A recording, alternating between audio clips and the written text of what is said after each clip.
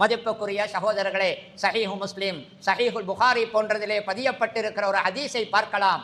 நரகமே அல்லாஹுவிடம் முறையிடுகின்றது, யா அல்லாஹ், என்னால் தாங்க முடியாது, என்னால் தாங்க முடியாது.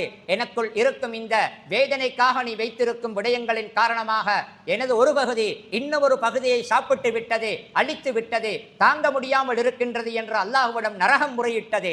அந்த நேரத்தில் அல்லாஹ் நரகத்துக்கு ஒரு அனுமதி கொடுத்தான். அல்லாஹ் நரகத்துக்கு 2 மூச்சுகளை விடுவதற்கு அனுமதி கொடுத்தான்.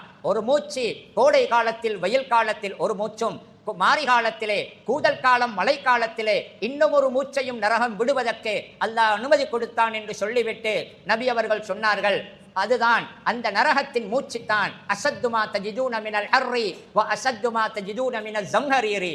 இந்த உலகத்திலே கடுமையான உஷ்ணம், தாங்க முடியாத உஷ்ணம் என்று நீங்கள் உணர்கிறீர்களே, அது அந்த நரக மூச்சின் பாதிப்பில் உள்ளதுதான் என்று சொன்னார்கள்.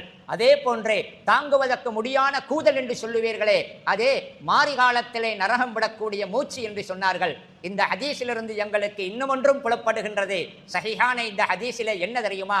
நரகம் என்பதில் அல்லாஹு தஆலா வேதனைக்கு வைத்திருக்கக்கூடிய அம்சங்களில் பிரதானமானது நெருப்பு, பிரதானமானது சூடுதான். ஆனால் நரகத்தில் ஒரு பகுதி இருக்கின்றதே, கடுமையான கூதல், தாங்கவே முடியான குளிர். அந்த குளிருக்குத்தான் ஜம்ஹரீர் என்று சொல்லுவார்கள். அப்படி ஒரு இடமும் இருக்கின்றது.